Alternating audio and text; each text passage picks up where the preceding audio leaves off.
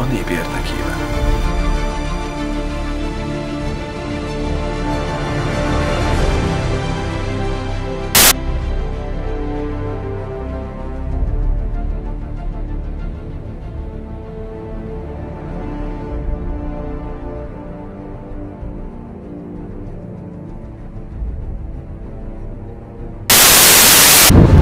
Meg tudjuk csinálni! Nincsenek akadályok! Itt ez a miénk!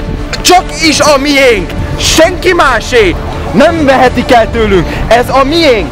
Csak is a miénk! Büszkék vagyunk rá! És ne feledjétek el, az erőszak nem megoldás!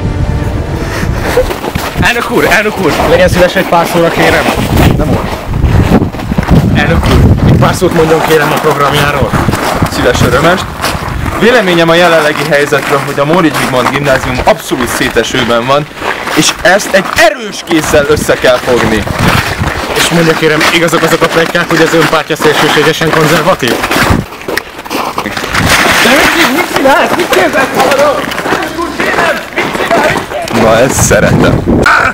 És ne feledjétek el, az erőszak nem megoldás!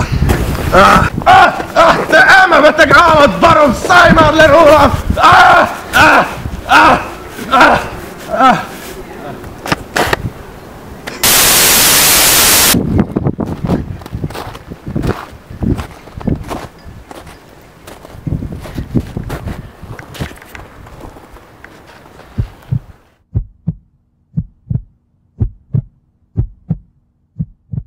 Most akkor kérdezzük meg az emberektől, mit gondolnak Vicán Mártonról. Szia, szervusz! Mit gondolsz Vicán Mártonról, mint elnök jelölt?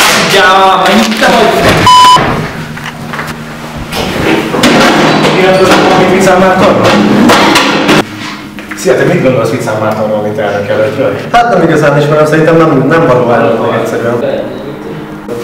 Nagyon szeretem Vicán Mártont, ő a világ legjobb embere, ő elnöknek való. Nyilatkoznál itt Vicán Mártonról? Te elfogadnád, mint elnök jelölt? Kérlek, mondj valamit, egy pár szót. Mondj valamit, egy pár szót, légy szíves. Mondj valamit! Mondj valamit, légy szíves. És ez szerinted jó megoldás lenne? Nem? De igen. Szerintem is. Jó, nem, de viszonylag is. Jó, mint elnök lenne. Ő a tipikus szimpatizás, ő. Nem.